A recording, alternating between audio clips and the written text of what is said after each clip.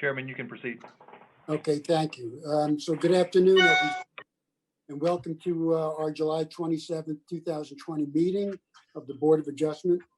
We haven't met in a while. This is the first hearing we've had in many months, and it's our first ever virtual hearing. I want to thank our city staffers, in particular Max Hamby and Ann Womack, for their assistance in helping us get this format up and running. Today, as you know, we have two cases. First one's going to be involving 100 St. Lawrence Street. It's an appeal from a decision of the building inspector regarding trees in the back of a neighboring property. And the second case concerns a request for an area variance at 16 Hickman Street. And the owner there is seeking to replace a fire escape at the back of the property. So with that, let's jump into the regular order of things. I can see that, let's do the roll call, and I'll do it. I can see Barry Brandt. Barry, for those watching, raise your hand. Lou Katz, please raise your hand. And Walt Castle, please raise your hand. Great, thank you. So we do have a quorum. There are 4 of us present, and we're prepared to go forward. And I'm going to ask you at this point whether notices for this meeting were sent out and properly posted. Could you please advise us of that? The agenda for the Board of Adjustment regular meeting was posted in City Hall and on the city portal on July 20th. The agenda notice was sent out from the portal on July 20th. The public notice for case number 0420-01 for the property located at 100 St. Lawrence Street was posted in City Hall and on the city portal on July 7th. The public notice was published in the Cape Gazette on July 10th and July 14th, Coast Press on July 15th, and Delaware State News on July 9th and July 10th. Notification specific to this case was mailed out to the property owner addresses within 200 feet of the subject property. Signage was posted on the property. The public notice for case number 0520-02 for the property located at 16 Hickman Street was posted in City Hall and on the city portal on July 7th. The public notice was published in the Cape Gazette on July 10th and July 14th, Coast Press on July 15th, and Delaware State News on July 9th and July 10th. Notification specific to this case was mailed out to property owner addresses within 200 feet of the subject property. Signage was posted on the property. Okay, thank you, Ann. It appears that everything was done in accordance with our rules and requirements, so we can proceed from there. The next thing is to see if all the parties are present. So my understanding is for our first case, Mr. Heiler is going to appear. Is Mr. Heiler with us today?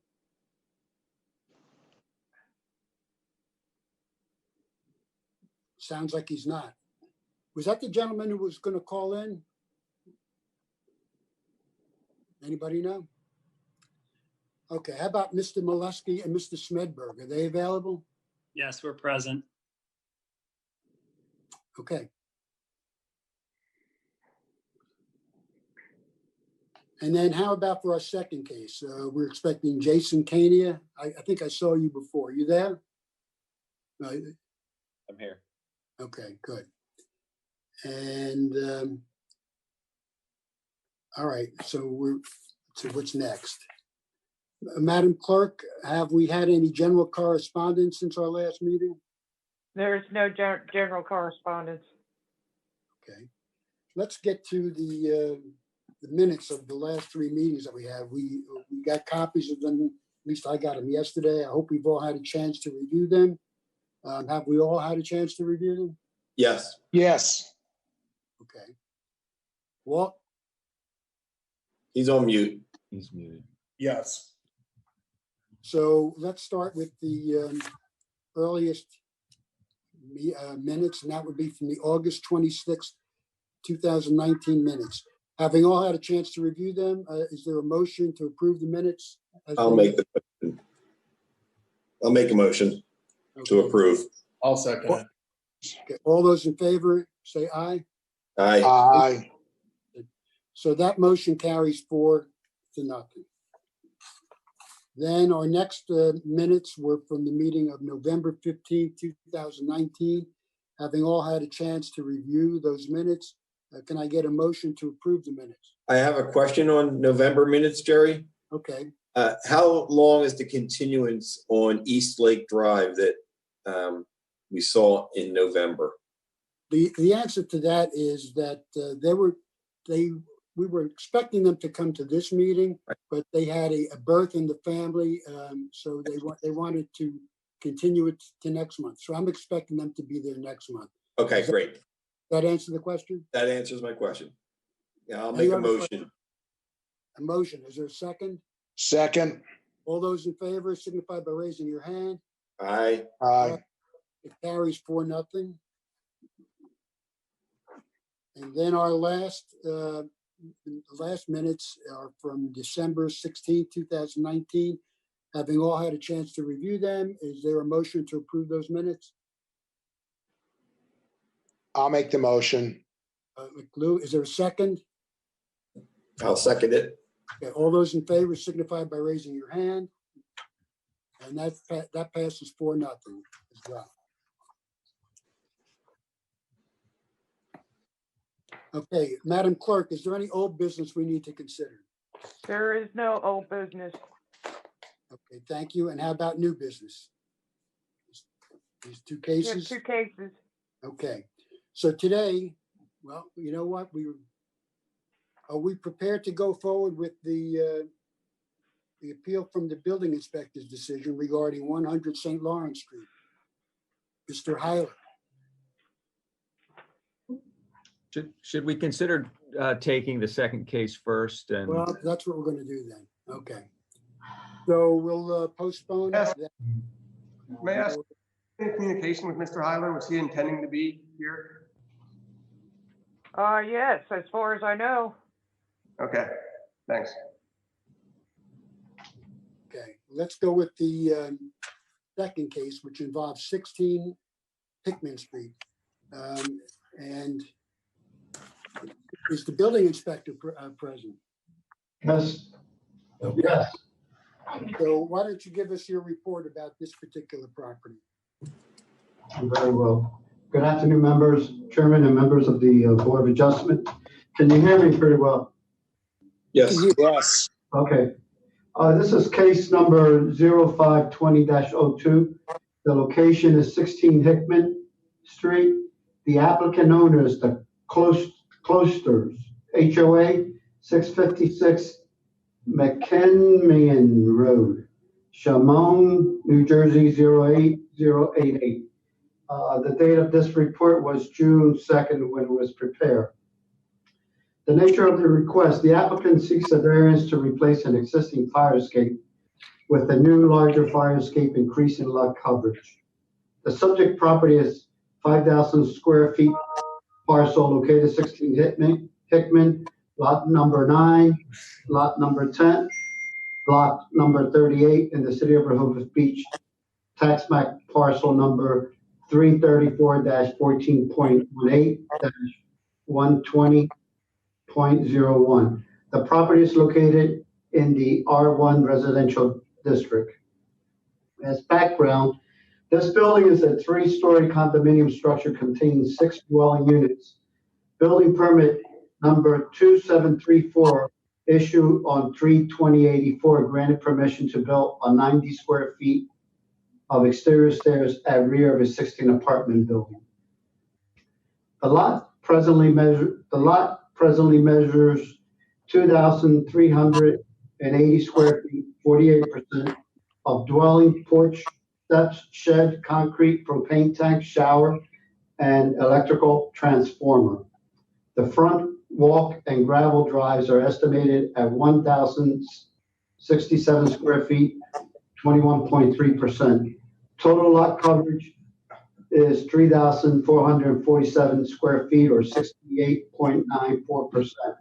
The existing natural area is calculated at 1,553 square feet, which is 31.06%. The lot coverage of the existing fire escape presently measures 114 square feet. A fire escape is a special kind of emergency exit, usually mounted outside but separate from the main area of the building. It provides a method of escape in the event of a fire or other emergency that makes the stairwells inside a building inaccessible. The natural area, floor area ratio, and lot coverage are governed by under Section 270-21 in the zoning code. Section 270-21A, natural area, stipulates that the required natural area in the R1 district is a minimum of 50% of the gross lot area and 50% of the front yard setback area of the building lot. The variance, if granted, will result in a reduction of the natural area to 1,447 square feet from 1,553 square feet. Section 270-21C, lot coverage, requires in the R1 district that portion of the lot area that is covered by buildings or structure be based on the table below. Granting of the variance request will permit the fire escape to be enlarged 76 square feet from 114 square feet to 190 square feet, or 66.67%. 70 as such. The fire escape will also increase the main building coverage to 2,226.66 square feet from 2,151.16 square feet. The new fire escape will result in the proposed total lot coverage of 3,523 square feet, which will be 70.5%, and natural area of 1,447 square feet, 29.5%. I included a copy of the proposed condition of the property survey that was dated on March 24, 2020. Summary. The Office of the State Fire Marshal reviewed the plan and granted approval with project comments on April 29, 2020. Project comment 2000A specifically indicates that the plan was not reviewed for compliance with any local, municipal, nor city building code.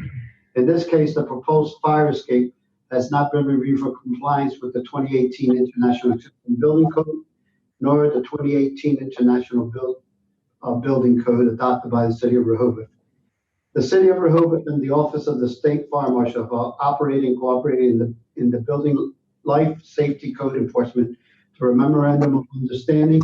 Essentially, the MOU provide that where there is a conflict between the building and the fire code, the stricter code provisions will prevail. Before making a decision on granting the variance, I request the Board of Adjustments to advise the applicant that the project will be subject to the 2018 International Existing Building Code and the 2018 International Building Code adopted by the City of Rehoboth. Okay, thank you. Mr. Kania. Are you there, Mr. Kania? Yes, sir. Can you hear me? I can't hear you. I can't see you, but I can hear you. Okay. This is your chance to make your presentation. Perfect. So I will, let me share my video here. And I don't know, it says you need to accept that. Not sure if that's accurate. Here we go. We got. Great. Hi there. You should just close that behind you. Okay. So, what I have currently, I mean, this extension that we are requesting for a variance in regards to lot coverage, it continues to be referred to as a fire escape. What is currently in the rear of the property is a two-story deck structure with stairs that does operate as a means of egress from the rear of the property. This deck structure, we are not looking to expand in any sort of way for anything other than to provide a safe means of egress from the rear of the property. So what's currently there, the pressure treated structure does not have current code required strength and fasteners to it. In applying for this and going through this process, I first sat down with Matt Janis to review this project, And at which point I was told to seek that there was some issue as far as this deck is concerned, and as far as the previous history on the property, that we should seek the advice and the approval of the state fire marshal. And once we had that approval from the state fire marshal to figure out to take our plan set, which we have included to take this plan set to the fire marshal for approval, which we had done. And then if there was no conflict, that we should bring this back, apply for a variance, and then a building permit would be issued upon approval of this variance. Now, with this enabled to bring this structure up to the current code requirements, the stairs need to be wider in width, and we were looking to change the position of the stairs from the one side of the right side of the structure to the left side of the structure. And I feel like this is an important thing to have done. It currently is not so safe to walk up and down, and I think this, and I would plead that the hardship here is that there is no other rear means of egress or ingress from this property. And so, again, not looking to do anything, expand the deck exponentially, just looking to widen the walkway to the proper 3-foot width for, egress. This is the concern. At some point during this process, Dom had mentioned to me that this would not be approved through building for a building permit because there would need to be fire glazing to windows and replacement of doors. And then in the last conversation I had, he said he would also require a roof structure over this, which I'm not sure. I understand in his summary, the last paragraph states that the state fire marshal's office may have less lenient rules than Rehoboth Beach, and in which case Rehoboth Beach would want to potentially make us comply with 2018 building code. I also don't quite understand those two statements, where as directed, one, that this variance I believe should be for the replacement of the deck structure, which is what I'm asking for, and not so much. I don't know if I would have to go through an appeal once we submit this application. What I'm looking for is I'm looking for an approval on this application based on a typical deck structure construction, and not for requirements for. It sounds to me that the fire marshal is going to, or fire marshal is going to approve this as is with no other modifications.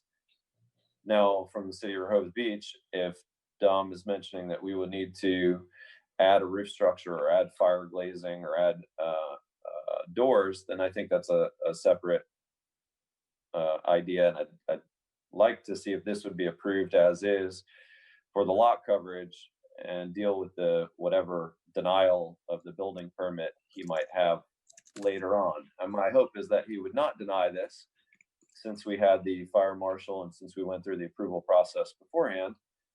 And also seeing how there's 2018 building code, but our new construction and renovations within the city are now being governed by 2015 IBC codes. It's a little bit confusing for me, the statements brought up that sound like this is going to be denied on the building permit side. So I would, I guess, ask you all if you understand what we're looking for, and if this is a reasonable request. I mean, I think for a structure that's been there since 1984, to be able to just replace this in the exact same fashion as what's there is reasonable. I also think that it's reasonable not to require fire glazing of windows. The tenants or owners have done a replacement and had a building permit for replacement of hardy plank siding throughout the rest of the house, and none of the other windows in the property were required to be fire glazed. And if the fire marshal is not stating that we need to do any fire glazing or roof structure, then I don't think that that should be a requirement for this particular area. And I think that's basically all I have. Okay, well, thank you. All right, so, you've honed in on something that I was concerned about or had questions about when I was reviewing the submissions for this case.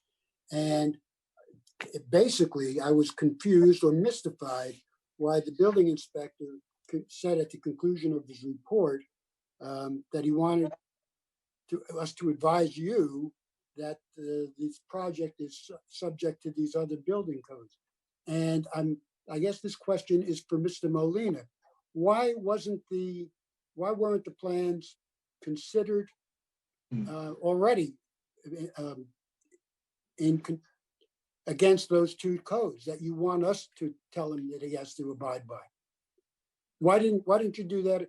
Why hasn't he been told how or how not it complies with those codes? That's very simple. That's very simple to respond to. The applicant was advised. The applicant was advised from the very beginning that those were the impediments that needed to be addressed.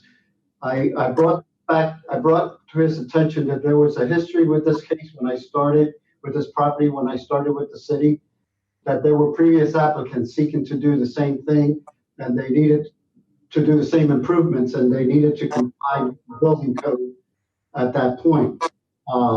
Again, as he indicated, this is the variance for increasing the side, but I'm not getting that assurance from the applicant that that he's going to comply with those requirements and with the fire requirements, and I may not be able to issue the building permit. That was my conversation with him. Okay, so the way it's striking me is that even if we are to grant your variance, sounds to me like you're going to have problems getting a permit from the building inspector, and you can make another appeal, I guess, at that point. You may need to make another appearance before the board, but we haven't even acted on your request for variance. But it sounds to me that you should be thinking that you may not get permission from Mr. Molina. We're not, as far as I'm concerned, we're not prepared to rule about these other issues that are being raised, as far as I'm concerned, for the first time. Do you understand what I'm saying? Well, I do understand what you're saying. I think the issue that I have here is I started this project back in March, and I sat down with Matt Janis, who went to the back to speak with Dom about the history of this project.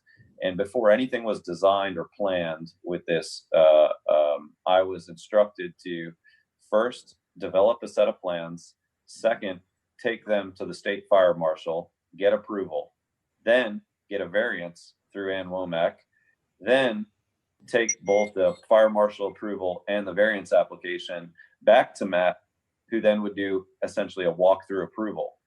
Now, once Dom got involved around May, and he had already seen this variance application, that's when Dom got involved, not at the start, as he had said, but now, and has said to me, well, you know what, I'm looking at this and I think that you need to have fire glazing. We talked a little bit more in the conversation, and what was brought up was, I said, I'm not really sure if the fire marshal is not going to require that. I don't think that we need to go through that entire process. We really just want to have a safe means of egress and ingress for fire safety workers, for the tenants.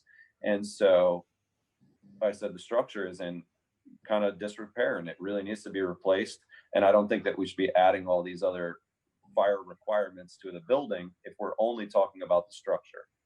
So now, when we had this conversation over the phone, it was, well, if the structure is in bad shape, I'll condemn it, which was said by Mr. Molina. So I'm at the point that I'm not understanding the logic of asking for all these additional items. If he's intending to have it denied, we can submit a building application. It would have been great to submit the building application back in March when I first met with Matt, and not gotten to this point. So again, when I started talking about the building being condemned, I said, I think that's a little extreme. I don't really understand that method. And of course, that would be something that I think an entire city or somebody in an upper management form would have to, agree to, and or we would have to appeal to, because for a simple replacement of the structure that's there and has been there for almost 40 years, that seems fairly unreasonable as well. I also got told that at some point we would have to put a roof over this structure, which I don't understand at all. And so my position here is that we've gone through this process, and now I have spent months with these people and these clients and a substantial amount of money to do what we thought was not to do what we thought, to do what we were instructed to do, to now get to this point of having a report that says we're going to deny you entirely. So I'm asking that this be, looked at for the deck structure itself, and only the deck structure itself. And if it's something that you can approve, then that's reasonably, I think that's what this is about. If we need to go through another appeal, is it going to take another 3 months to have that appeal? I hope not, but let's take it one step at a time. What you've asked us for is a variance, which I took to be, and I still take it to be, an area variance. You're seeking to replace a structure with a slightly larger structure, the same purpose, but it's just going to be a little bit bigger, right? Correct. But now we're listening to you, and we heard from Mr. Molina, and it appears that there were going to be other issues which are building material issues, which really don't relate to the variance request that you've made here today, which is strictly an area variance. So we can go ahead and vote on this. After we hear more testimony and so on, we can go ahead and vote, and we may even approve your variance. But you're still going to have to get a building permit, and sounds like you might have some difficulty getting what you want, at which point you would be entitled to come back and ask for an appeal from the building inspector's decision regarding the methods and the materials to be used. So that's where I think you are. And I got to tell you, I'm a little disappointed, and I'm not sure at who, but I'm disappointed that we couldn't address both of those subjects today. As am I, very much so. I mean, this is a long time, and to be a professional company in the area, trying, doing business with the city so much and trying to go through this in the correct process, I feel a little let down, but hopefully we'll get through it. And is there some reason we cannot make the determination that, based upon the fire marshal's approval, which is at hand, saying no other glazing or fire requirements are needed, and the area coverage, that we can't make an approval that no other fire requirements are needed based upon the fire marshals? That's not something that can be decided at this point. I got to tell you, I don't think that's going to happen today, because it's completely different issues than frankly, I'm taken by surprise by this, and the members of the public who are entitled to rely upon the notices that we post about the scope of these meetings, they never knew what this was about either. So that makes sense. I think we have two issues, and we'll address the first issue today, the area variance. And so we've heard from both parties. Any other questions from any board member towards either Mr. Molina or Mr. Kania? Barry, thank you. Go ahead. Yeah, this one is to the applicant. I noticed on your plans, the treads range from 51 inches to 52 inches. And in the fire marshal report, he said it must be a minimum of 36 inches. My question to you is, if you made the treads 36 inches, reducing the overall size of the structure, would you not need a variance? Did you calculate that? No, so I think you're looking at right now the 52 to 55 inches is the so what the city and what the fire marshals are looking for is a clear span between the grippable handrail of the going down the steps. So by the time you have a 4x4 post that's sleeved with the band board on the outside, the grippable handrail on the inside of each one of those posts, that's how you end up with that clear span of 56 inches, if that makes sense. Yes, it does. Thank you. Sure. Any other questions? No to the applicant, and Jerry, you asked the questions to the inspector that I had, so I'm good. Okay. Walt, do you have any questions? No. All right, I have a couple of more. Regarding safety, there was some mention in your application regarding parking, that the stairs are going to be reversed in another direction. And part of the reason for that was to promote or enhance the safety of pedestrians or people exiting the building. Would you mind telling us a little bit about how the new direction of the stairs will, in your opinion, enhance the safety of the people in the backyard there? Yeah, absolutely. So that property, as you drive down the left side of the property where parking is, so you drive down the left side of the property of the building, and then there are parking spaces across the rear. So essentially, I think it's 4 or potentially enough spaces for 5 cars. Now, this staircase is right at the left-hand corner, at the rear left-hand corner. And we want to take it from the rear the left side of the deck to the right side of the deck.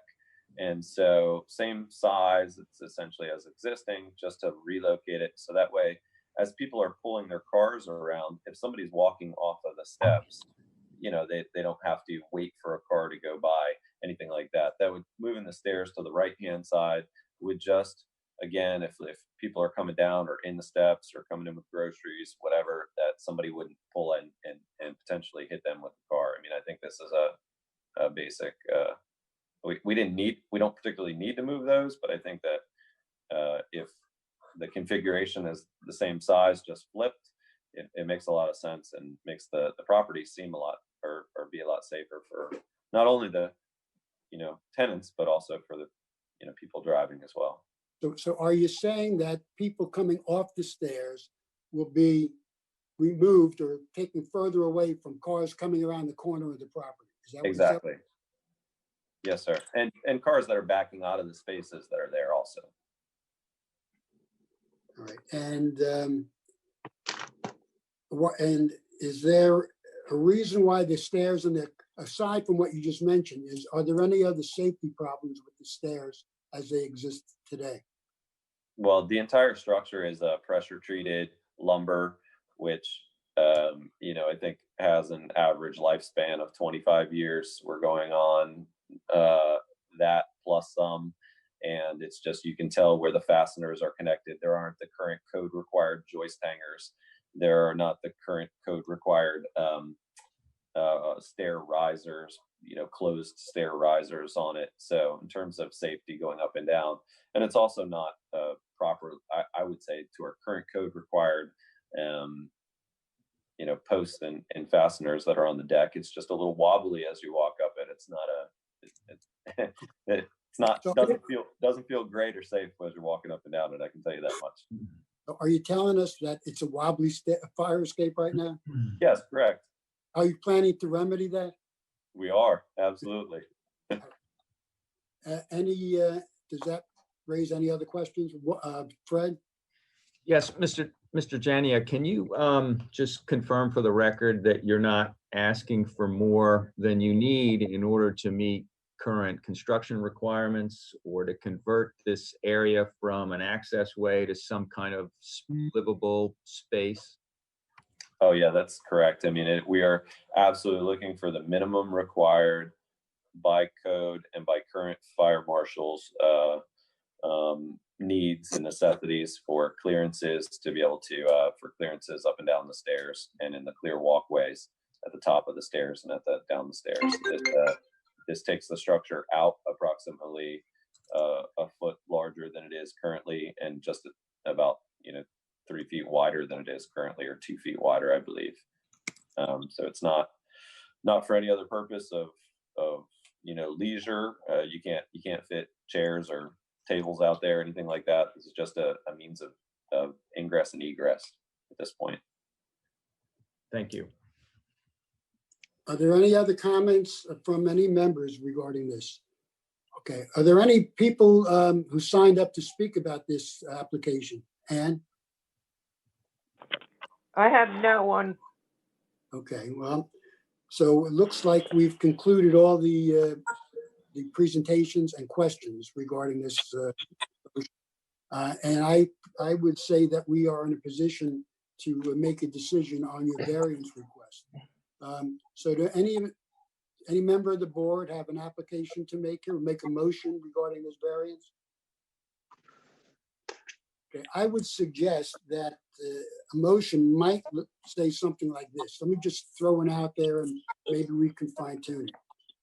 Maybe one of the board members would consider saying, moving, quote, I move to approve the variance request to allow the applicant to rebuild the fire escape at the rear of 16 Hickman Street to the dimensions contained in the applicant's schematic drawings submitted as part of their application for the variance. I would feel comfortable moving that. Is there a second? I'll second that. All right, so the motion, and Fred, do you have any problems with the motion? I don't have any problems with the motion. I just wanted to confirm that I do feel that this is a zoning matter that needs to be addressed prior to an application being entertained by the city. So I think this is the appropriate posture or appropriate order of things, and I would suggest that you proceed on the application as you were doing. All right, so we have that motion. Excuse me, Let's start. Chairman, Yes, ma'am, could you repeat that motion again? I can. And it's Lou's motion, but I'll repeat it. Thank you.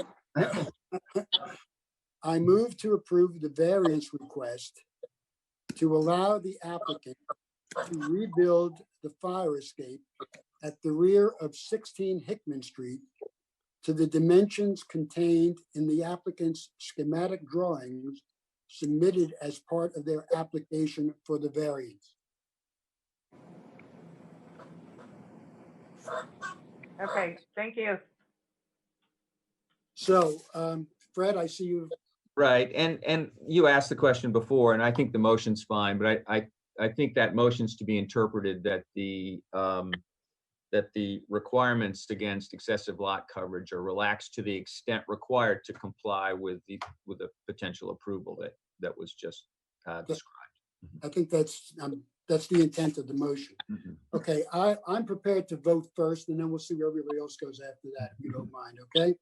So I would move to approve this variance request because I believe it's de minimis. My understanding is that the natural area would be reduced from 31% to 29.5%. And I believe it is a safety measure that will enhance the safety of the residents and guests to that property and people driving into the parking lot. And I don't see that it has any drawback for any of the neighbors. So I believe it complies with the 4 criteria of the quick check case, and that the applicant has been able to show an exceptional practical difficulty in having to replace it in this fashion. Okay, so it's 1 in favor. Barry, what do you think? I am voting for the applicant for the approval as stated in what Lou stated and Jerry, you stated. To me, the overriding, there's not that much increase in the area variance, and the overriding thing here is safety. So for that, I am voting to approve. Walt? Yeah, Jerry, I agree with you for the following reasons in granting. I'm in favor of granting the variance. I think they're adding approximately 76 square feet. It's for safety, and they're not asking for anything more than what the fire marshal was requiring them. And I don't think it would change the character of the neighborhood at all. So I am in favor of granting the variance as well. And Lou? I'm definitely in favor of granting the variance for the reasons that have been stated, for safety reasons and the de minimis nature of this variance request. Okay. So then, Mr. Kania, your variance has been approved by the board. Great, thank you all very much. Okay, well, good luck. Thanks so much. I'm sure I'll need it through the permit process. Take care. All right, bye. Bye. Thank you. All right, so that brings us to case number 2. Mr. Heiler, I see Mr. Heiler has arrived. Mr. Mr. Heiler, you can unmute now.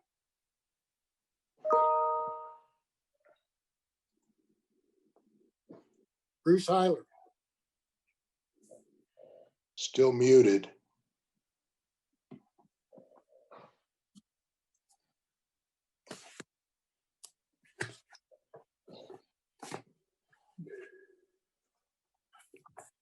Mr. Heiler. If you can hear me, you need to unmute. Does the moderator?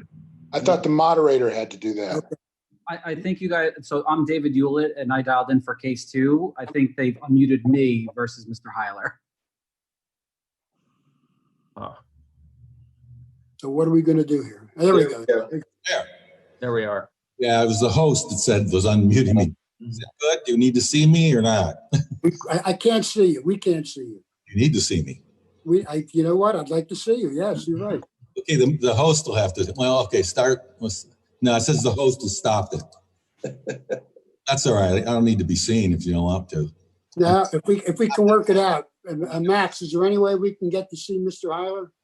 His video is on and he is unmuted, so there's not much I can do. It looks like he has something covering his camera, perhaps, or does not have permissions for his access to his camera. Oh, okay. Well, I don't know. I'm all messed up on this stuff. I'm sorry. I actually thought the meeting was at 2 o'clock. I know that I got my appeal in late. We were out of the country with coronavirus.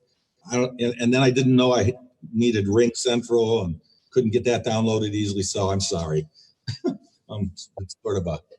Okay, Mr. Heiler. And who's here? Are there any people planning to give testimony regarding this case who live at 101 Lake Drive? Yes, Michael Molesky and Paul Smedberg.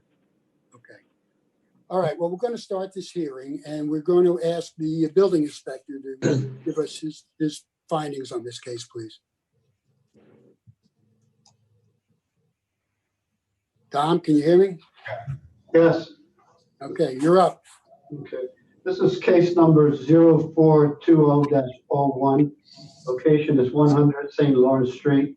The applicant is Bruce Heiler, 4515 Rock Spring Road, Arlington, Virginia, 22207. The nature of the request. This is an appeal of the building inspector's decision that no code violation was found based on the interpretation of section 270-43, which prohibits any fence or screen from exceeding 6 feet in height.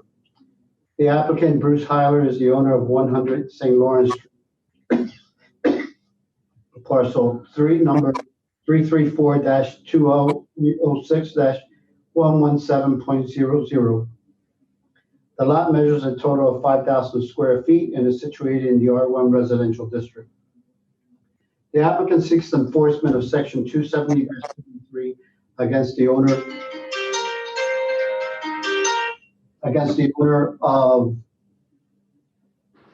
101 Lake Drive, parcel 334-20.06-80.00 for maintaining trees at the rear of their property exceeding 6 feet in height and creating a screen. Background information. A building permit for the construction of 100 St. Lawrence Street was issued on June 30th, 2000. The rear yard of the property abuts the rear yard of the property located at 101 Lake Drive. A building permit for the construction of a new home at 101 Lake Drive was issued on October 22, 2015. The property is located in a R1 residential district, and it has a lot area of 11,088 square feet. Pursuant to permit number 11652, mitigation and minimum density require a total of 16 trees to be planted at 101 Lake Drive. The code requires the trees to be a minimum of 12 feet tall and 3 inches at planting. The tree species, total number, and size were verified by City Arborist Liz Lingo at the final inspection for the new home. Could you try again? For the new home on June 5th, 2015. Copy of Exhibit A, which is the final as-built survey for 101 Lake Drive, is attached, which is dated June 1, 2017. Exhibit B is 2 photographs taken on March 12, 2020 of river birches tree planting along the rear fence. Exhibit C is a photograph taken in the front driveway of 101 Lake Drive, looking at the rear of 100 St. Lawrence Street. Analysis. The city of Rehoboth Beach adopted the comprehensive development plan in 2003, certified by the state of Delaware in 2004, with the goal of preservation, protection, and conservation of trees within the city as stipulated in chapter 253 trees of the city code. The purpose of the plan is to provide diversity and abundance of trees that are economic, recreational, and environmental value to the city and make it a desirable place for residents and visitors. The abundance of trees contributes to the city's unique wooded seaside character and distinguishes the city from many other coastal communities.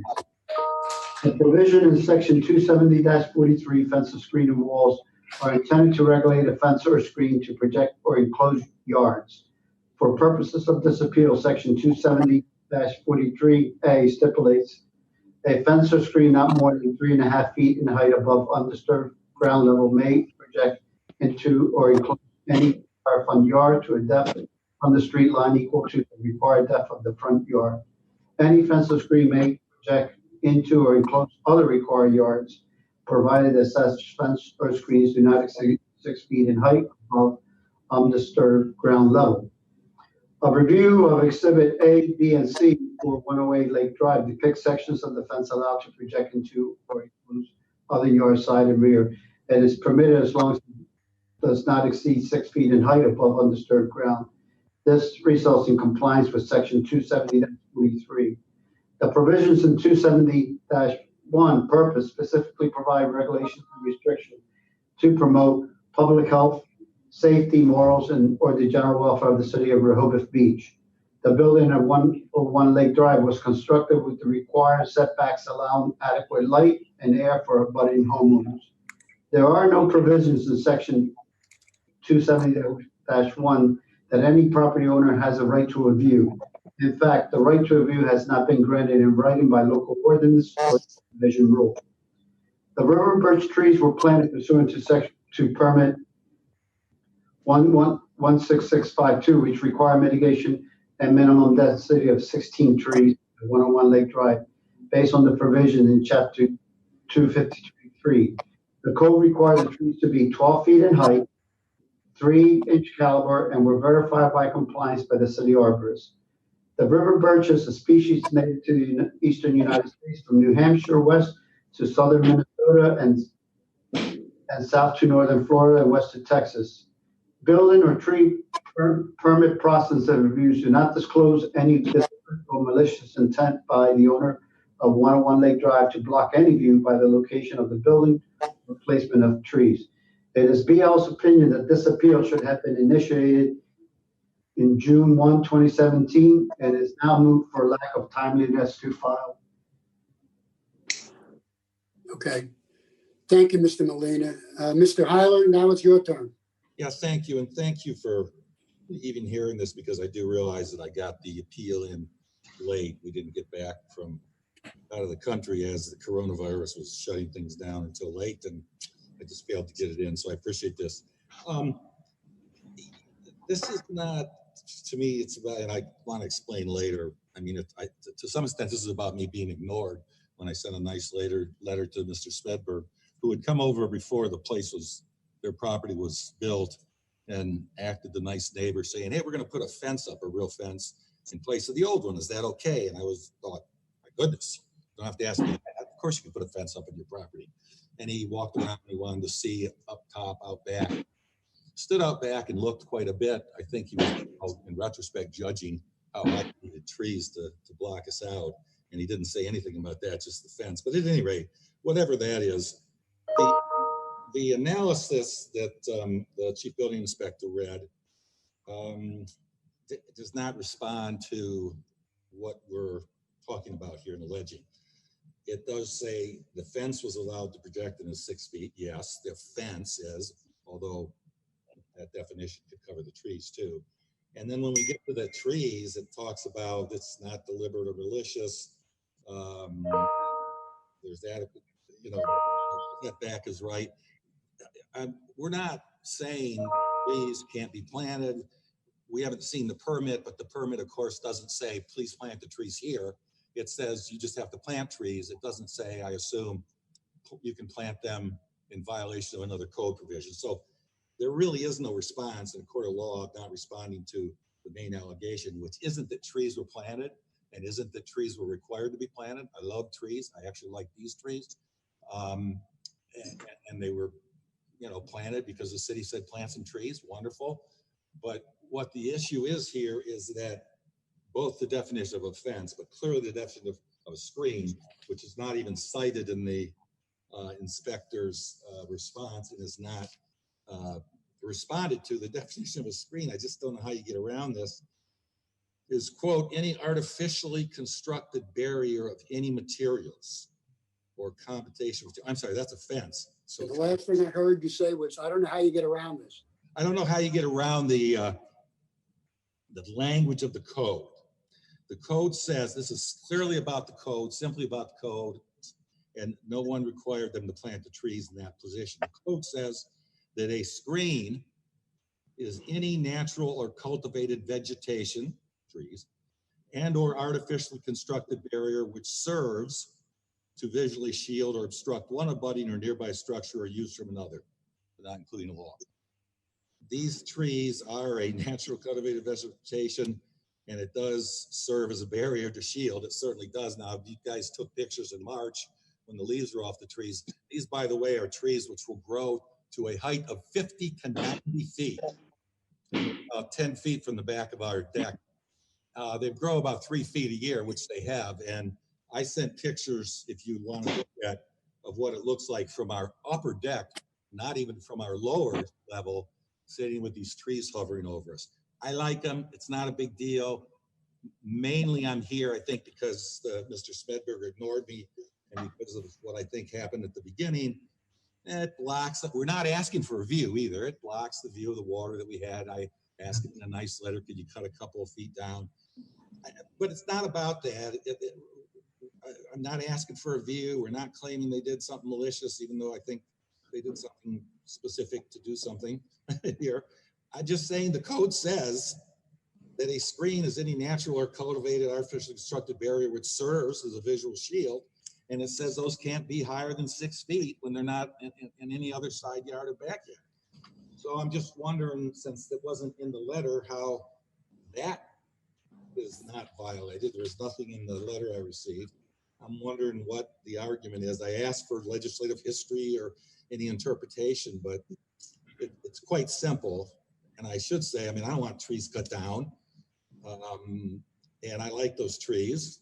And I don't even care that much about the view thing now. You know, it would have been nice to have about 2 feet cut off over here, feet out to the water. But it's mainly that now I see it, well, being ignored and so forth, but these things could grow to be 90 feet. And if you go sit in our backyard and go sit on the deck right now, on the back, and look up, they're pretty and they flow around. But as they get 3 feet a year, 50 or 90 feet, and by the way, we have a big tree screen about 50 feet on the left side of our place. So it's like we're sort of forested in. You know, it's okay, I like it in ways. I just wonder what the city means by this and whether I couldn't have been accommodated a little bit here. If these things get to be 90 feet tall, it's going to be pretty obtrusive. And I wonder about the vaunted need for air and light, is adequate air and light and everything else that is in the inspector's report. I guess maybe it doesn't apply to us. Sorry. No, is that it? You done? That's it. I'm pretty done. All right. So, Mr. Heiler, before we get to the other parties here, I'm listening to you, and I'm not sure if I'm hearing you say what you really want is an apology, or do you really want relief here? No, well, number one, the city has this code provision. I think there's no way you really can read this, or a court would, or anybody would read this and say, this doesn't fall within the definition of a screen and isn't in violation. So you guys should probably think about that, maybe change it. Maybe, you know, if you ask a neighbor, you can have a screen or whatever, because I'm perfectly happy to have the screen to the left for various reasons. All right. My issue here right now is, now that I've seen, I don't need an apology from anybody on anything. Now that I've seen how fast these grow and read more about them, yeah, now I'm worried about it. It's going to be very obtrusive as the years go by, and I wish there could be some remediation of it, and so they don't get 50 feet high, regardless of whether we've got any view of anything. Okay, and so now we're in an interesting procedural dilemma here because the building inspector made his report. Yes. We've heard from Mr. Heiler, but I guess you would call the owners of 101 Lake maybe the real parties in interest here. I mean, that's a way to consider that. So they're not parties, but I think we're at the juncture where we would hear from them. So, Mr. Smedberg, are you there? I am, and I'm here as well, Mr. Molesky. So you're asking for our feedback and comments at this point? Could you repeat that, please? Are you asking for our feedback and comments at this point? I am, but before we get on to that, is there any way we could see you? Sure. Well, we'd like to see you.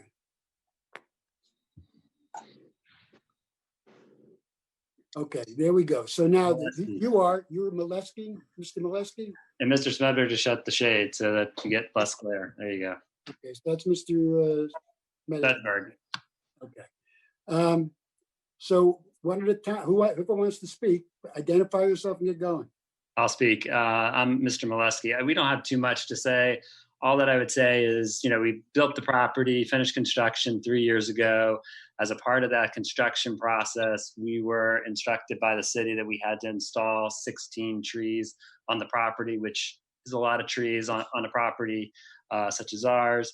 We were given a list of trees by the city that would be acceptable to be planted there. It was not a long list. Going back to recall, it might have been 15 different varieties of trees. We selected 4 varieties for that backyard. We put the birch trees along the back because we liked the fact that they had a really pretty branching structure and bark and stuff like that. We planted them 7.5 and 5.5 feet from the property line behind the fence. They were never intended to act as a screen. We planted all those trees around the perimeter of our property. They're on all 3 sides. We did that to maximize the space of the yard. We have one of the larger backyards in Rehoboth, fortunately, and so we wanted to have a nice open area space where we could use for recreation. And Paul, I don't know if you want to add anything else. Yeah, and just to address Mr. Hiller, I went over there. It was about the fence. At the time I visited, we weren't aware of the tree requirement, and it was early part of construction. So that's why I went over and talked about the fence. Okay. All right. So are there any members of the community who'd like to? Yes, sir. Mr. Mandela. Could I respond to a few of the things that were raised by Mr. Heiler before we go to the public? You might guess. Thank you, Mr. Chairman. So I wanted to explore first the notion that the building inspector brought up in his report of the timeliness of this filing. Mr. Heiler mentioned that he didn't get the application in time. That's a different timing issue than I'm concerned about. So his timing issue that he mentioned was that because he was out of the country, he couldn't get his application in within 30 days of your meeting. I'm not concerned about that, and we have no problem with that timing issue.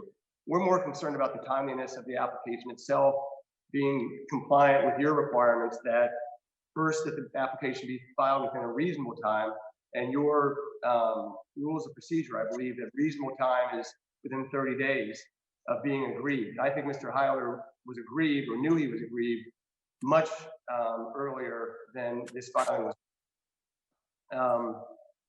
So the tree require that certain trees be planted. So these trees were planted by the property owners approximately 3 years ago, and there was a final inspection done. And 3 years ago, the trees were there, and the trees under the code are required to be at least 12 feet tall. So we know that at least as of June 2017, there was a strand of trees that were 12 feet, at least 12 feet tall at the rear of that property. Obviously, trees grow, and there should have been an expectation or some sense of knowledge that those trees were going to grow to a height that might cause even a greater aggrievement. Certainly, though, by at least August 4th of 2019, when Mr. Heiler sent a letter to Mr. Smedberg indicating his concerns, he was aware that he had potentially been aggrieved. So I think that, you know, waiting 3 years or more than a year, depending on which day you run from, is just too long to wait to bring an application to this board. I mean, sort of as a matter of policy, property owners shouldn't be unaware of claims that might be out there for multiple years, nor should this board be concerned about somebody bringing a claim on a new property construction 3 years after the construction was complete. So I really think as a matter of policy, the board should consider whether this is now wants to hear on the merits. I do believe you have the opportunity to dismiss this application simply for untimeliness. On the side, I would like to move on a little bit to the statutory construction issue, unless you have questions about the timeliness issue. Well, I do. Isn't that an equity argument you're making? I don't think, well, so there could be an argument, of course, that Mr. Heiler didn't bring this to the building official until recently. So there was a decision made by the building official more recently. That is what Mr. Heiler was basing his claim on. But I think the real decision that he's arguing about is the decision to allow the trees where they've been placed. And that decision was made 3 years ago. So equity, I'm not sure that I would call it equity in that you know, should an owner be able to plant trees that might obstruct somebody's view? So as a matter of equity or fairness, I'm not so sure we're talking about that. I think it's more of a strict interpretation of when the claim arose and whether it's compliant with your timeliness provisions. Well, you know, I'd like to explore the timeliness provisions that you're asserting here, because what I certainly understand what you're saying, and what you're saying makes sense to a large degree. But I'm reading the rules for the board. The rules say all appeals shall be filed within 30 days from the date of the action of the building inspector. And I don't see any mention of aggrievement there or anything that even equates with aggrievement. The trigger seems to be a decision of the building inspector. So while I appreciate that maybe he sat on his hands longer than most people would have, I don't see that it meets the requirements in the rule for filing an appeal. If you understand what I'm saying. I understand what you're saying, but I think that then creates a difficulty for the board going forward, because if it's not the decision of the office, the building and licensing office, that's the decision to allow the trees to be planted, then anybody can come in at any time and create a new aggrievement. So, for example, a structure gets built next to me and I wait 2 years. I don't like, for some reason, something about that structure. Maybe it's too tall, maybe it's something. Then I wait for 2 years, the building official, and say, hey, that's not allowed to be that high, is it? And he says, yes, it is allowed to be that high because it's code compliant. Is approved. So now does that set a new 30-day window to appeal to the board? I think it's inappropriate and sort of a fallacy to say that you can create a new 30-day window whenever you want to, just by raising it and asking the building official to make a decision. Okay. Any, thank you. Let's see, where were we? You spoke. Well, I'd like to also address the statutory construction if I could. Sure. So Mr. Heiler raised the question about the definitions of fence and screen, and I do think this case largely turns on those definitions and probably on the definition of screen, which is what he read. Let me start with the definition of fence. And the definition of fence is any artificially constructed barrier of any materials or combination of materials except for barbed wire and similar materials. And here is what I think is the operative language: erected to enclose or screen areas of land, but not including a wall. That's fence. Now here's the definition of screen. Any natural or cultivated vegetation and or artificially constructed barrier, which, and here's the operative language, serves to visually shield or obscure one abutting or nearby structure or use from another, but not including a wall. So I think in both of those definitions, they both create or incorporated within the definitions is a purpose. The purpose of the strand of trees has to be, in the case of a screen, to visually shield or obscure. The purpose of these individuals was not to purposefully obscure or create a shield. They were trying to comply with the city's tree requirements, which is they had to plant 16 trees, and they planted in these locations, which were approved by the city arborists and the building officials. So ultimately, if you read the definition of screen or the definition of fence to have a purpose, that is to shield something, that was not the purpose or the intent of these trees whatsoever. So I think as a matter of statutory construction, these trees just simply don't meet the definition of a screen. Probably more importantly, if this sort of a planting was determined to be a screen, I can tell you there are areas throughout the city, including the evergreen trees at the back of Mr. Hyler's property, or the arborvitae at the back of Mr. Hyler's property, that would also likely constitute a screen. So I just think for a number of reasons, it could not be that this sort of planting was intended to be a screen or a fence. And thanks for the opportunity. If you have any questions, I'm happy. I don't have any questions. Anybody have any questions for Mr. Mandalis? Not for Mr. Mandalis, no. Go ahead. Okay, this was to the applicant. This, if we were to approve this, this would set a precedence. Looking at your exhibits, the trees on Silver Lakes would be in violation. We'd be asking you to cut the trees down. I mean, my house in Country Club Estates, I would say, I want to see the ocean. Let's chop every tree down 6 foot.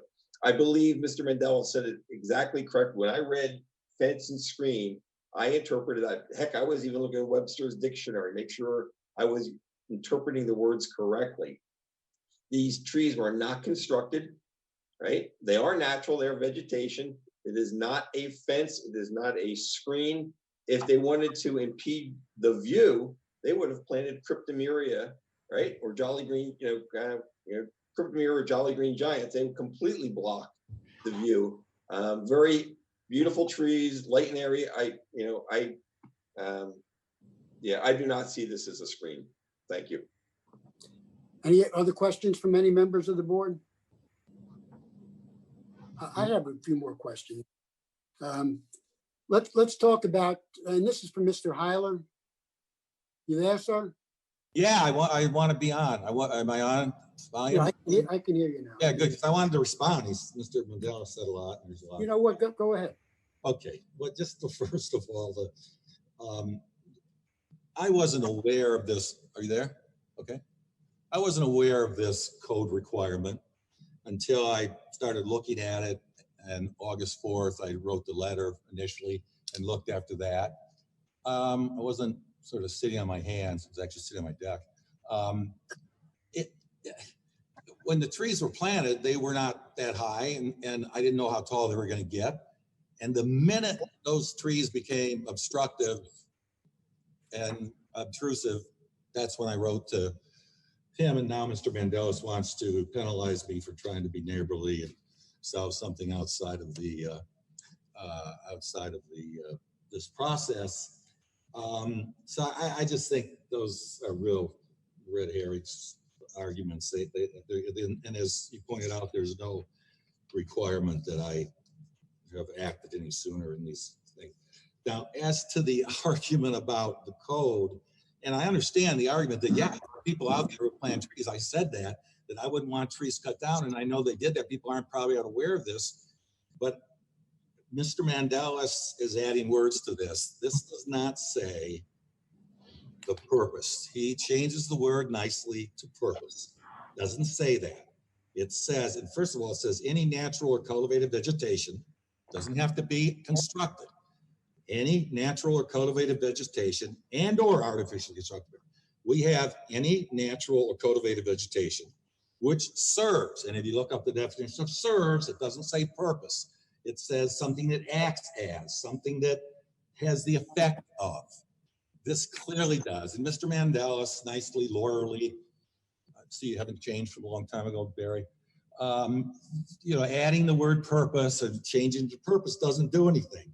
I think you've got a code provision that needs to be dealt with and changed, because I don't think any court of law would, Well, you know what? Delaware courts, but I'm just saying, I don't see how that does it. I know I don't want everybody to have to take trees. And by the way, someone said that I was, that wanted to get a view. This is not about a view. This is not about a view. I'm not asking for a view. I'm not saying I have a right to a view. I'm not saying I want to cut trees down for a view. I'm simply saying the code says this is a natural or cultivated vegetation. It does serve to visually shield. Doesn't matter what they intended. And it falls right within that. And these trees could get 90 feet. And it seems to me it's reasonable to say, well, could you make sure they don't get 90 feet or 50 feet?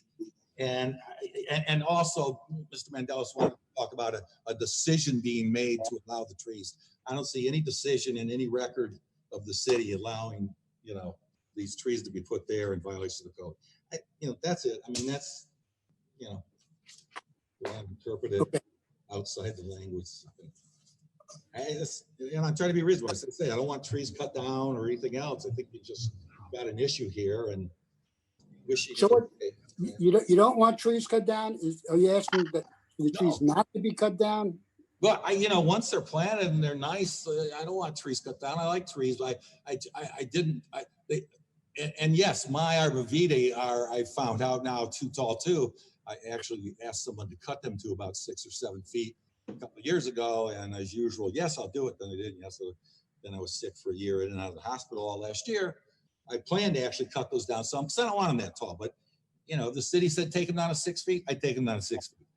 I don't want anybody to cut trees down. They shouldn't have been put there that way under this code provision. I think the code should be changed so you don't have to deal with that. But I think it should be changed in a reasonable way so that you can't plant 15 90-foot trees within 6 foot of the deck or 10 foot of the house and just enshrine somebody's property in 90-foot trees. Mr. Howard, I'm trying to figure out what you want here now. Do you want an apology? No. No. You want trees to be cut down? No. Do you want the code to be changed? Yes. Is that what you want? I'm saying you guys should. I don't want the code to be changed. I don't care. Okay. What I want is reasonableness. I want to hear that this does fall within this code section, and that perhaps the Smedbergs and I could talk about this in terms of trimming the trees, which is what I tried to do in the first place. And I'm just, let's go. Trying to tell the city, I think you've got a code problem.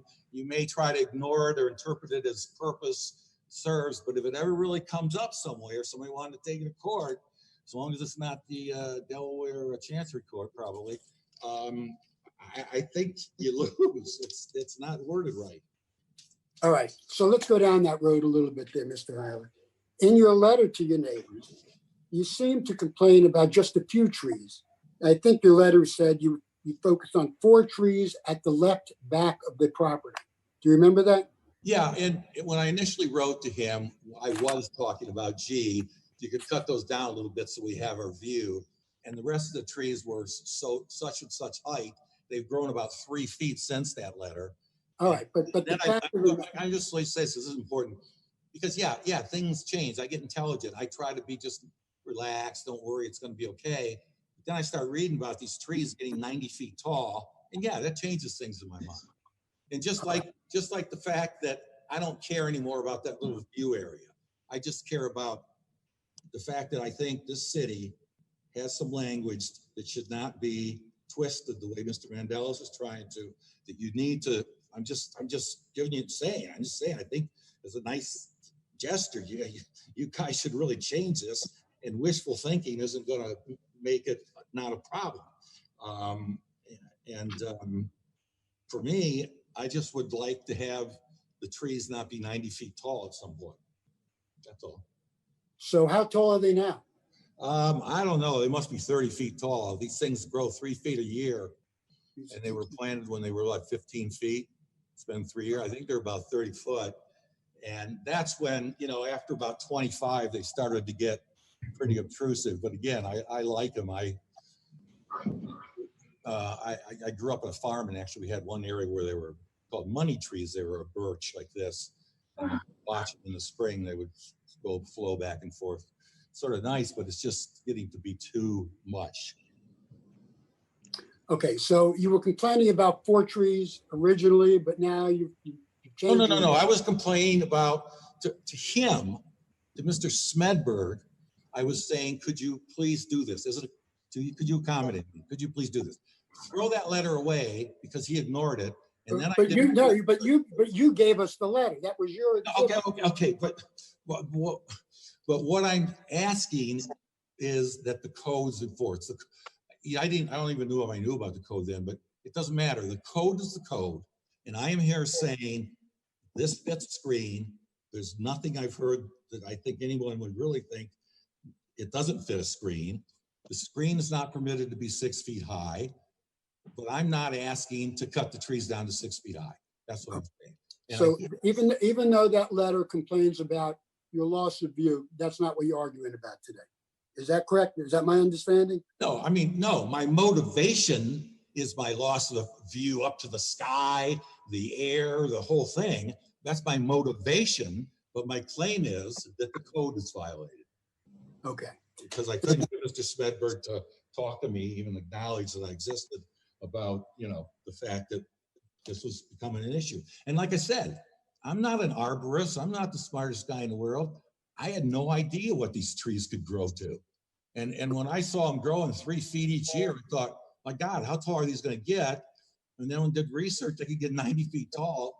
You made that point already. Yeah, so your trees, the arborvitae, yeah.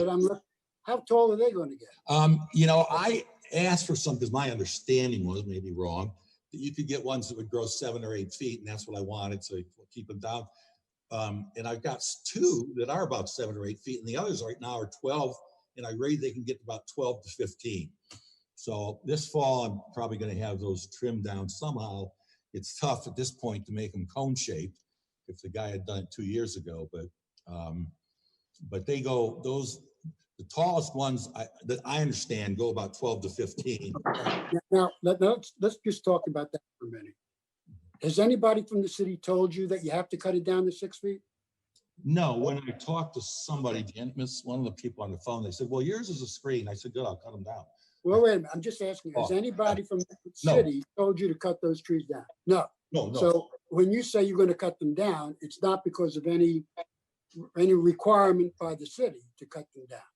It's a choice that you're making on your own. Well, first of all, I like to comply with the code, and any regulations in the city that I live in or have a house in. But secondly, I'm not going to cut them down, but I am going to trim them down. You haven't been told by anybody in the city to trim them down. That is correct. That is and you know what? We're going to interpret the code for you today. So we'll find about that shortly. Okay. But I have a couple of other questions for you. All right. Now, have you seen the building inspector's photographs? Yes, I did. The ones from March. So if you see those pictures from March, you can see, would you agree with me that if you're looking from Lake Street towards your house, towards the back of your house, those trees, the birch trees, they're not really impede the view of your house. Well, there's no leaves on them. It's winter. Yeah. So would you say, but you would agree with me that picture, those trees, 25 feet tall, perhaps, they're not interfering with the view of your house, are they? Yeah. And again, I'm not talking about view. I'm talking about the code provision. And did you see the photos I submitted? I did see the photos that you submitted. We're going to talk about that too. But right now, so you can tell me, you could agree with me that when the leaves are off the trees, those trees don't block the view. Well, it's not blocking. They do interfere because there's big limbs sticking up, you know, and now they're much bigger than it. But they don't block a view out, which of course is not. Wouldn't you also agree then that if those trees have been planted any place else in that backyard, in the middle of the backyard, they would, and grew to 90 feet tall, they would cause you the same problems you're asserting here because they're planted on the property line. Isn't that true? No, they wouldn't, because Because number one, they would not violate the code. That's the issue here. They would not violate the code, so they can't cause me any trouble. Number two, I would at least, when I'm sitting in my backyard, not have the feeling that someone has built a canopy coming up over me. You know, in fact, they're growing into my yard, my trees. I mean, having them 15 feet away or 20 feet away over here and over there would have been a beautiful view of them and would not give me the sense that I am closed in to some little box. That's one of the problems right now, but the other problem is they would not violate the code, so. All right, let me ask you this question. How they do? When you planted your arborvitae trees, Yes. were you trying to shield one structure from an abutting or nearby structure? No, I was trying to have some nice greenery in front of the fence there. Okay. Do So, I mean, your arbor, you know, so yeah, I don't want to just see fence, you know. But were your arborvitae trees trying to shield one structure from another? The answer is no. well, if the structure is a fence, it Okay. was, but I wasn't trying to shield it completely because I like seeing fence through it.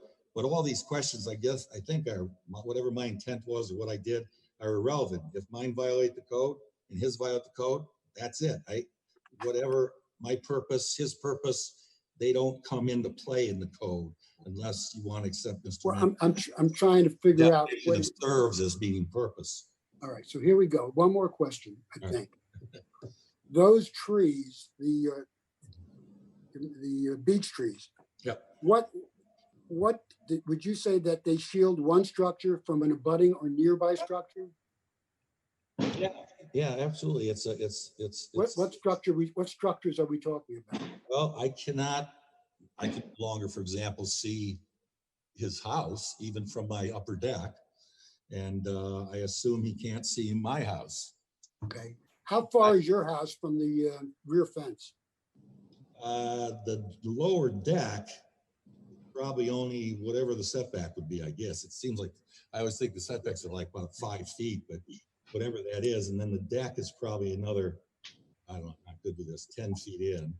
Would you agree with me that the back wall of his house is probably 100 feet to the fence, the rear fence? It's way out there. I don't know if it's 100 feet, but that sounds good.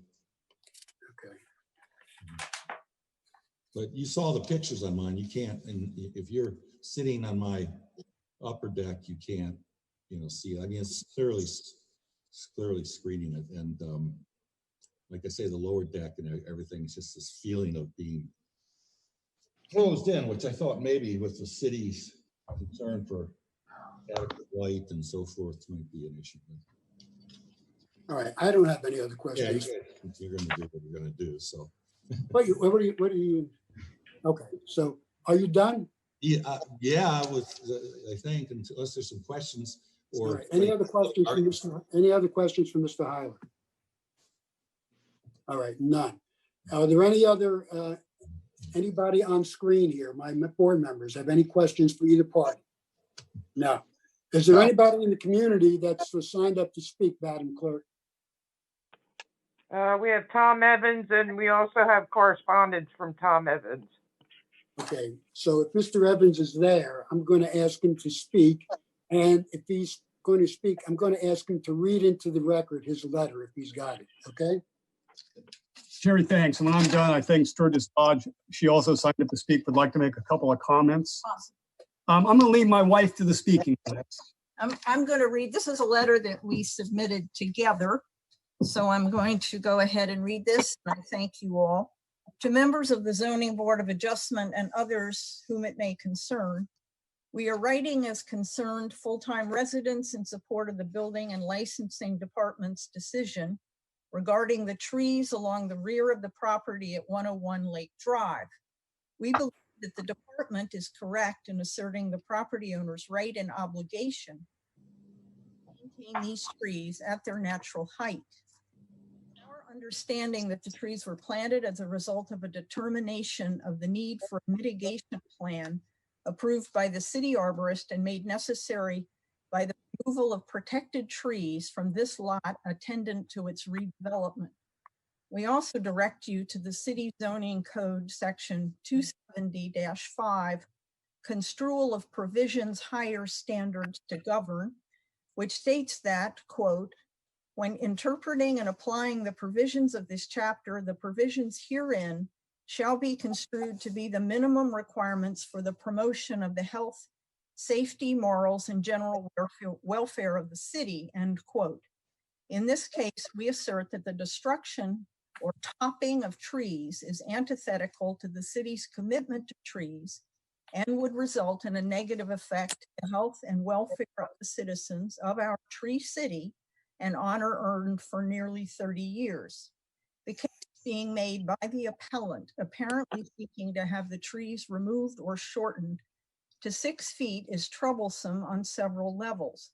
The most distressing is that should the city or the Board of Adjustment choose to interpret the definition of screen, strictest meaning of the terms shield or obscure, in order to limit what vegetation can be placed inside or rear yards, not one tree, currently defined by city code as able to acquire 15 feet in height at a minimum, could be planted or maintained in those areas on any residential property in the city. This is in direct contradiction of the intent and provisions of the tree code, as well as current interpretations and enforcement practices. Also in contradiction of the tree code would be an interpretation of code addressing fences or screens on residential property that would result in the topping or hat racking of trees in order to limit their height to 6 feet. Lastly, we wonder whether the appellant has fully considered the ramifications of a decision by the Board of Adjustment in his favor, as the interpretation of the code he is hoping to level against his neighbors, if applied to him, would necessitate the removal or topping of the row of evergreens he currently has growing along his back lot line. Additionally, in comparing the trees on the 2 lots, those owned by the applicant, due to their dense evergreen foliage and tight spacing, approximates a solid screen more so than do the open branching deciduous trees on his neighbor's lot. If the city enforced the code as the appellant is asking it to be applied to his neighbor, a case might be made that the appellant is more in violation of the spirit and intent of the fence code than his neighbor. Be assured we are not advocating the removal or topping of the trees on either property. Although it is outside the purview of the Board of Adjustment, we would like to note here that we believe the city and citizens of Rehoboth Beach would be served by a review of the current code on fencing to determine what is intended and changes made to eliminate language open to various interpretations and potential conflicts with the tree code. And that's signed Sturgis Dodge, former planning commissioner, member of the Mayor's Committee on Trees and member of the Law Oversight Committee. And my husband, Tom Evans, former chair of Zoning Board of Adjustment, former member of the Parks and Shade Tree Commission, and professor of botany and plant pathology, University of Delaware. Thank you. All right, thank you, Sturgis. Tom, do you have additional comments? No, I think you've covered it very well. And I think now the job is yours. I just have one more comment if I could, and that's when I was looking at the kind of the definition. I also went to my dictionary, the definition of screen, shield, or obscure. And you know, I guess I'm thinking I'm an artist, and there are words that I use when I talk about covering surfaces: transparent, translucent, and opaque. And I guess what I'm saying is that obscuring, I mean, unless vegetation is 100% obscuring something from view, one could argue that it is not obscuring. It's not acting in the same way that a fence is. The other thing I just would say in terms of trees and the height of trees, and again, this is something because of my interest and my history of Rehoboth being my hometown, and also my knowledge of the lot on Lake Avenue, the trees that they've planted to replace the ones that were removed were 150 feet high. I mean, so I guess what I'm saying is a 90-foot tree to me is not an unwanted thing, an uncharacteristic thing, an undesirable thing for us to have in our town. The other thing I might say is that I would think that as the trees grow taller, the crown of the trees will be higher, and there might actually be more view between the branches of these trees. So that's all I have to say on that subject. Thank you. All right. I'm wondering whether anybody here could flesh out, Mr. Mandalis, do you want to say something? If I could, Mr. Chair, just because Sturgis Dodge raised the statutory construction issue once more, and I wanted to add one more piece to it because, you know, Mr. Heiler took some objection to my statutory interpretation of the definition of screen, and he's a lawyer as well and understands that there are canons of statutory construction. One of those canons of statutory construction says that you have to give meaning to every word. If you can give meaning to a word in a definition, you have to give meaning to it. So under his definition, you would be able to strike the word serves to out of the definition. So a screen would say any natural or cultivated vegetation and or artificially constructed barrier. And then under his definition, I could say scratch which serves, and then I could say which visually shields or obscures one abutting or nearby structure or use for another. So his definition would strike which serves to. My definition says you need to read into those words. What does serves to mean? And in construction canons, if I can give meaning to those words, I must. So the meaning I give to those words is that it has to be placed for the purpose, for the purpose of visually shielding or obscuring. So I know that he objects to my reading of it, but under the statutory canons, I think you have to give meaning to those words. Therefore, my interpretation is the only correct one. Okay. I heard Ms. Dodge talk about somebody talked about the comprehensive development plan. Could anybody shed some light on the how the comprehensive development plan addresses the trees in the city of Rehoboth? Anybody prepared to do that? I can give some generalities. The arborist may be on, I'm not sure, and she may be able to speak to it more. But our comprehensive development plan, and recall, the comprehensive development plan is a plan that's statutorily required. The city must produce it, and under state code, it has the full force and effect of law. So the cases have said that no development project can be approved that's inconsistent with the plan. So, and the plan speaks quite a bit about the city's unique character because we have trees, unlike a lot of other coastal communities. So there's a strong preference for increasing the tree canopy within the plan.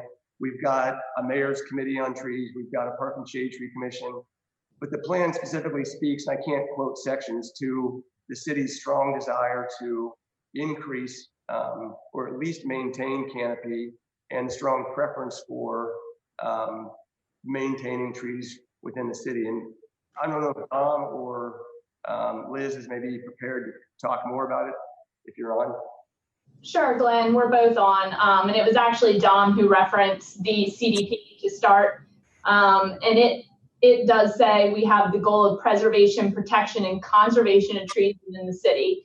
And I think we, as Sturgis explained, we do show that. We've been a tree city for almost 30 years. And, during the development of the property in question with the river, they fully complied with every ended up beautifully landscaped yard. And I think now this is not coming from the view of a lawyer, but if you asked a landscaper or an arborist to plant screening trees, they would not plant river birches. They would plant hollies, arborvitae, cryptomeria, skip laurels. A deciduous tree that doesn't have leaves for a minimum of 5 months a year would not be your screening tree. Oh, and Mr. Heiler, if this helps alleviate anything at all, these river birches will, if they grow to 90 feet, they will be the tallest river birches in Sussex County. Generally, the cultivars planted of river birches grow in that 40 to 60 foot range in a residential setting, rather than in a floodplain in the woods where maybe the native non-cultivars might hit 80 or 90 at their max. Thank you. Any questions for the city arborist? Fred, I see you had something you wanted to say.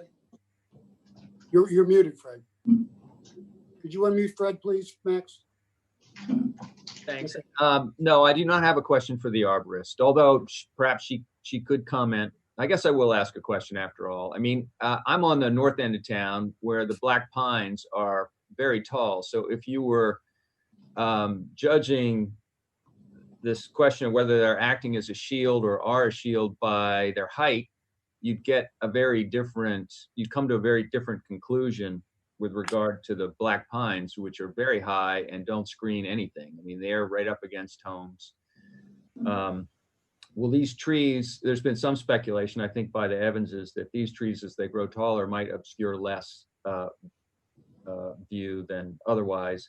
Although I will remind everyone that the obstruction or shielding we're talking about is, as has been pointed out, from uses and from other structures, as opposed to views of the sky or the landscape. So the question was, will these trees, as they grow taller, possibly make for less of a shield than more of one? Yeah, so it depends on your viewpoint, where you're actually looking at the trees from. So over time, obviously, they take fabulous care of their property and lawn. They will elevate the tree canopy, so the bottom branches will be removed as the trees grow taller for the health and benefit of the tree. So if you're viewing them from, say, the bottom 15 feet, you may only see a trunk in time. Now, if you're viewing them from 40 feet in the air, you'll probably always be looking at a canopy, which would be why, say, a black pine, which has, say, a 20-foot trunk and then a 20-foot canopy, you would never consider a screen because you are looking at a trunk when you're standing on the ground. Okay, thank you. Are there any other questions, comments, or speakers who'd like to address the subject? Looks like the answer is no to that. Okay, so I think we're in a position now where we have to vote on this application. And the application is basically saying that the building inspector committed an error in interpreting the code by saying that these trees do not serve as a screen. So is there a motion to accept or reject the building inspector's report? Lou? I will make a motion to accept the building inspector's report. And I think we've had very thorough discussion why, that is a reasonable position to take, because they were following what was requested of them. It was approved. And I'm not even getting into the timeliness issue, although I do believe there's a timeliness issue too. I just believe the notion of trees and the tree ordinance, which is fairly well known in this city, and the city is known for its tree ordinance, and they were just complying with the tree ordinance. So I would definitely make a motion to accept the building inspector's report. Okay, is there a second? I would second it. All right. Then we're about to vote on that, and I'll go first. Fred? Just a real quick thing. This group is in an unusual circumstance. It's rare. I don't know that I've seen it, certainly not with this group, where we have the refusal to enforce an existing provision against a property owner as the subject of an appeal. And I just want to remind everyone that the typical scenario is one that you've had in various times in recent history, where the building official is attempting to enforce a restriction against a property owner, and the property owner's defense is that the provision is reasonably interpreted, or reasonable people could interpret it in different ways. So you've heard a few different interpretations of this ordinance, if the building official was attempting to enforce the ordinance against the owners of the trees, then the same arguments would be made, but would be made from a different perspective. And I just want to remind you of that. If you follow. Are you saying that there needs to be any change in the motion as stated? I'm not. I just want to remind everyone that this is a different posture than we're usually in, and that it usually turns on whether the code can be interpreted in different ways by reasonable people, or if it's subject to various interpretations. Okay, thank you. All right, we're ready to vote, and if you don't mind, I'm going to vote first and give you my reasons for my vote, and then we'll go through the rest of the roster here. All right, so I'm going to vote in favor of the building commissioner's decision in this case, that the trees are not a screen. The way I'm viewing this, the trees in question at 101 Lake can't be said to serve as a shield, in as much as they shed their leaves for much of the year to allow sight lines to extend from one side of the trees to the other. And I believe that this was shown quite clearly in the photos submitted by the building inspector. I also don't believe the trees in question fit the definition of screen, in that they don't serve to shield one abutting or nearby structure from another.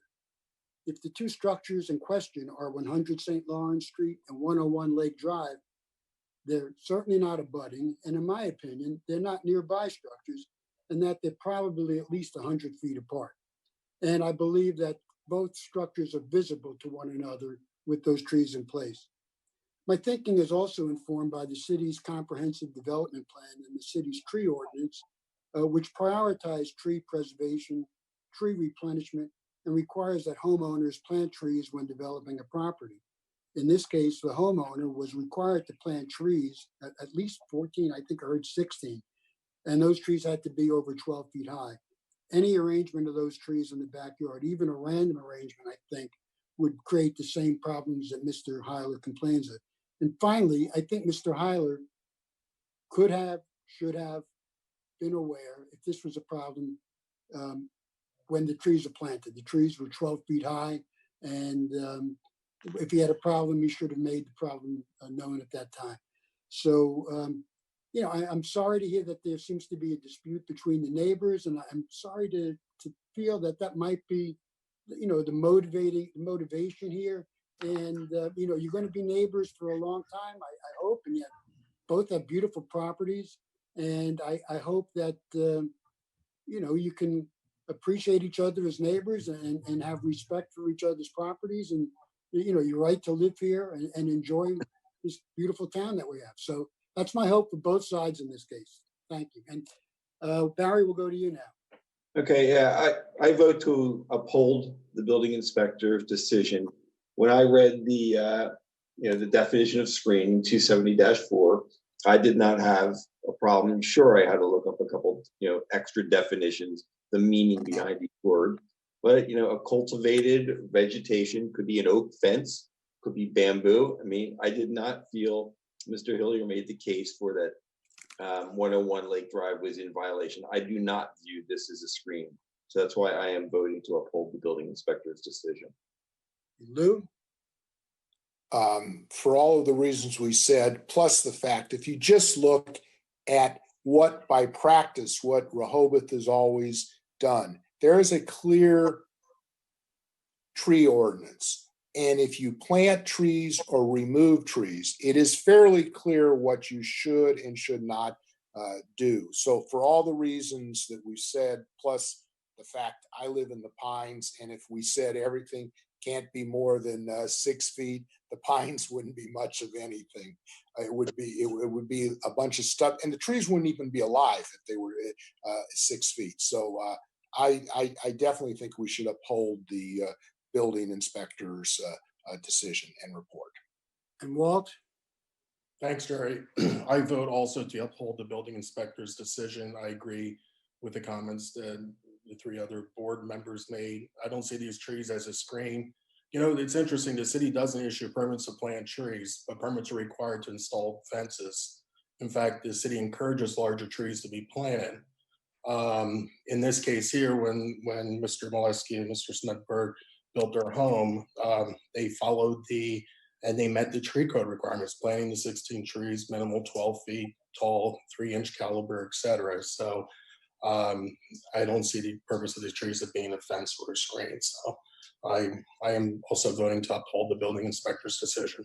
Okay, so we have a 4-0 vote in favor of the building inspector's decision. All right, I think that concludes our new business. Ann, is there any other business? We do not have any other business. Any reason we should stay in session? No. No. Well, I'll entertain a motion to adjourn. Is there a motion to adjourn? I'll make that motion. Second. Okay. Yeah. Okay, all in favor? Aye. Aye. Thank you. Thank you. Thank you for participating, and be safe and be happy. Thank you. Bye-bye. You too, Jerry. Yep.